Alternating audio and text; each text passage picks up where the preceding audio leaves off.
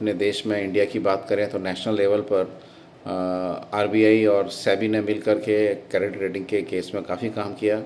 India में CRISIL, ICRA, care, ऐसे ये 3 बड़े बड़े ऑर्गेनाइजेशन हैं जो क्रेडिट रेटिंग देते हैं। इसके अलावा और भी नए क्रेडिट रेटिंग एजेंसीज इंडिया में एस्टेब्लिश हुए एंड बाद में तो इस क्रेडिट रेटिंग का जो काम है इंडिया में उसको बढ़ावा देने के लिए सेबी ने ये मैंडेटरी कर दिया था कि कोई भी कंपनी जो कमर्शियल पेपर्स या बॉन्ड्स मार्केट में लाती है तो उसको किसी भी एक सर्टिफाइड क्रेडिट रेटिंग एजेंसी से अपना बॉन्ड का या सर्विस का रेटिंग करवाना मैंडेटरी है। वो एक से ज़्यादा भी करा सकते हैं बट एक करवाना मैंडेटरी है। अब हम समझने की कोशिश करें कि जो रेटिंग होती हैं, ये जो कंपनियां क्रेडिट रेटिंग करती हैं, वो बेसिकली उनका एक ब्रॉड क्या मेथड होता है, किस तरीके से वो किसी भी बॉन्ड को या किसी फाइनेंशियल प्रोडक्ट को, कंट्री को, इंडिविजुअल को कैसे वो उसको रेटिंग देते हैं। रेटिंग में 5 बहुत इंपॉर्टेंट फैक्टर्स होते हैं। सबसे पहला फैक्टर्स तो देखो इकोनॉमिक एनालिसिस है। इकोनॉमी एनालिसिस मतलब किसी भी समय किसी भी प्रोडक्ट का, इंडिविजुअल का, कंपनी का अगर आप रेटिंग देने वाले हैं तो आप पहले ये देखेंगे कि उसके चारों तरफ का इकोनॉमिक एनवायरनमेंट कैसा है। क्या वो बहुत ग्रोथ वाला फेज़ है या कुछ डिप्रेशन वाला फेज़ है, कुछ इलेक्शंस आ रहे हैं, कोई इकोनॉमी में हलचल हैं, कुछ इकोनॉमिक सैंक्शंस हैं, कुछ इंटरनेशनल प्रॉब्लम्स हैं। तो ओवरऑल इकोनॉमी का एक एनालिसिस डेफिनेटली एक बहुत बड़ा फैक्टर बनता है रेटिंग के अंदर। अगर कंट्री और वर्ल्ड की इकोनॉमी के बाद हम जाएं तो नेक्स्ट लेवल पर जो एनालिसिस होता है वो होता है बिज़नेस का। हम जिस कंपनी का, जिस पर्टिकुलर प्रोडक्ट का, जिस कंपनी या किस सेक्टर से वो रिलेटेड है, उस सेक्टर का, बिज़नेस का एनालिसिस किया जाता है। मतलब बेसिकली वो एक उस इंडस्ट्री का एनालिसिस है। सपोज़ कीजिए कोई बजाज कैपिटल या महिंद्रा या इन्फोसिस या विप्रो या रिलायंस, सपोज़ कीजिए रिलायंस अपना एक बॉन्ड मार्केट में लेके आता है एंड रिलायंस अगर अपना बॉन्ड लेके आएगा, रिलायंस जियो, तो सबसे पहले ऑब्वियसली कंट्री का एक एनालिसिस होगा इकोनॉमी का। उसके बाद अगर रिलायंस जियो एंटरटेनमेंट, नेटवर्किंग, मोबाइल इस इंडस्ट्री से है तो उस इंडस्ट्री का एनालिसिस उसके अंदर किया जाएगा कि how this industry is performing, इसमें मेजर्स बड़े बड़े प्लेयर कौन हैं, किसका मार्केट शेयर कितना है, जिस कंपनी का बॉन्ड आ रहा है उसका मार्केट शेयर कैसा है, और उसके बाकी बिजनेस और उसके कॉम्पिटिटर का एक एनालिसिस उसके अंदर होगा जो कि कहलाता है बिजनेस एनालिसिस। बिजनेस एनालिसिस के बाद उस पर्टिकुलर कंपनी के फाइनेंशियल एनालिसिस को किया जाएगा। अगर हम जैसे हमने एग्जांपल लिया रिलायंस जियो का, अगर कोई बॉन्ड आता है तो ऑब्वियसली रिलायंस जियो का पिछले 5 सालों का फाइनेंशियल परफॉर्मेंस कैसी रही है, उसमें क्या ग्रोथ थी, कहाँ कहाँ उसके पर्टिकुलर रेशियोज़, फाइनेंशियल रेशियोज़ कैसे चेंज हुए, तो उसकी डिटेल्ड बैलेंस शीट, उसके प्रॉफिट एंड लॉस अकाउंट, इन को कई सालों तक के रिकॉर्ड को एनालिसिस करके उसका एक फाइनेंशियल एनालिसिस करके उसकी हेल्थ को चेक किया जाएगा। उसके बाद होता है मैनेजमेंट इवैल्यूएशन। कोई भी कंपनी, ऑर्गेनाइजेशन बहुत डिपेंडेंट होता है कि उसकी जो मैनेजमेंट की टीम है वो कैसी है और कौन उसका सीईओ है, कौन उसके बोर्ड ऑफ डायरेक्टर्स हैं, कौन है जो मेन बिजनेस पोजीशंस में हैं, उन सब का प्रोफाइल, उनकी एजुकेशन, उनका एक्सपीरियंस, उन्होंने बिजनेसेस को कैसे लीड किया अभी तक, वो सब एक एनालिसिस भी मैनेजमेंट इवैल्यूएशन से होकर के रेटिंग में जाता है। एंड लास्ट रहता है उसका फंडामेंटल एनालिसिस। अब वो जिस पर्पज़ से वो बॉन्ड इश्यू कर रहा है उस पैसे को कहाँ लगाएंगे, उससे कितना पैसा आने की उम्मीद है, रिटर्न कब तक आएंगे, उसके अंदर क्या अनसर्टेनिटी है, उसके सेंसिटिविटी एनालिसिस किए जाते हैं।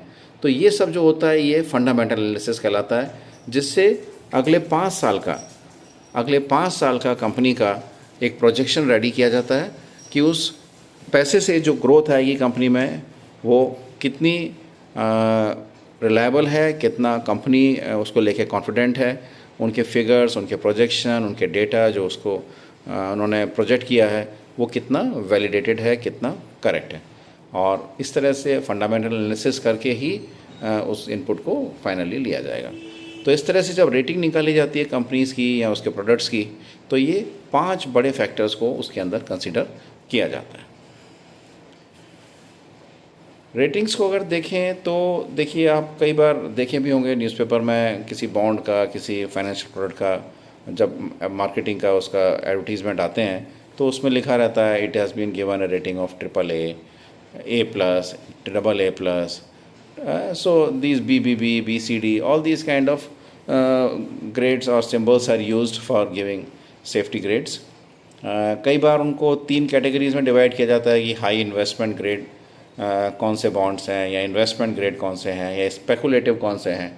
ऑब्वियसली जो स्पेकुलेटिव हैं वो थोड़े रिस्की होते हैं. ऑब्वियसली अगर कोई रिस्की बिजनेस में इन्वेस्ट करेगा तो रिटर्न्स भी हाई देखता है. कई बार इन सिंबल्स के साथ प्लस और माइनस का सिंबल लगता है जो ये दर्शाता है कि उनका पेमेंट का सर्टेनिटी कैसी है. ऑब्वियसली प्लस है तो उसकी सर्टेनिटी ज़्यादा है, माइनस है तो उसकी सर्टेनिटी थोड़ी कम है. एंड ऑब्वियसली जो रेटिंग एजेंसीज़ हैं ये काफ़ी टाइम कंज्यूमिंग काम रहता है.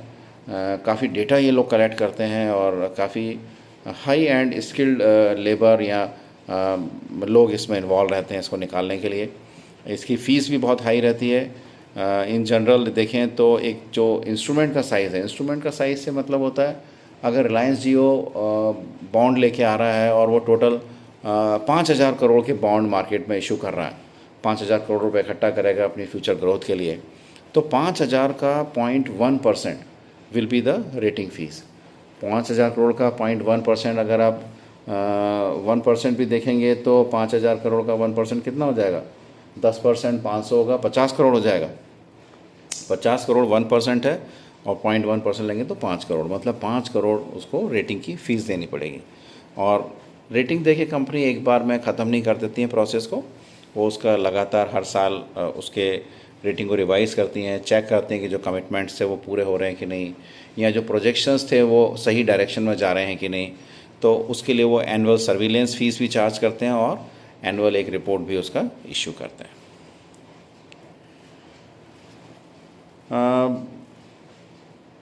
बड़ा लिक्विडेटिव सा बिज़नेस दिखता है.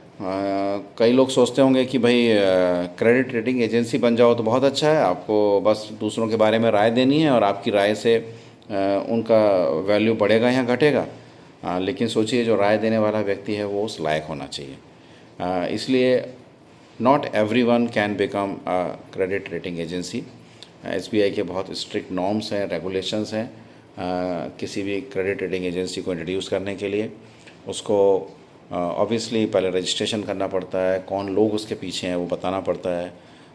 क्रेडिट रेटिंग एजेंसीज़ के बहुत ऑब्लिगेशंस भी होते हैं, क्योंकि अगर वो किसी कंपनी का गलत रेटिंग देंगे या उनसे अंडर डीलिंग करके रेटिंग को ऊपर नीचे करेंगे, obviously it has a very large impact on the investor. And SEBI और RBI कभी नहीं चाहेगा कि रेटिंग एजेंसीज़ अपना असली जो उनका पर्पज़ है उसको लूज़ करके और अपने आप को यूज़ करें to extract money from corporates and by taking money they give them higher ratings. तो ये काफ़ी एथिकल बिजनेस है, इसमें बहुत सारे डिस्क्लोजर्स